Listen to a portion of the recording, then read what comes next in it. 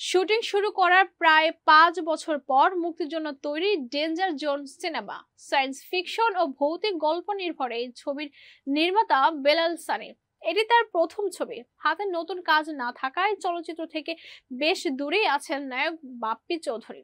ছবিটির মুক্তির জন্য চলতি মাসের 10 তারিখে সেন্সরে ছাড়পত্র হাতে পেয়েছেন এই পরিচালক। ছবিটি মুক্তির উপলক্ষে আজ বুধবার সন্ধ্যায় অফিসিয়াল পোস্টার প্রকাশ্যে এসেছে। এর পরপরে বাপ্পি সেটি শেয়ার দেন নিজের ফেসবুক ওয়ালে।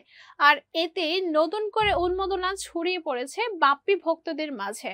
সর্বশেষ শত্রু সিনেমায় দর্শক তাদের প্রিয় নায়ককে দেখে উচ্ছ্বাসে ভেসেছিলেন, কিন্তু সেই ঝলকের পর এই নায়ক প্রায় উধাও।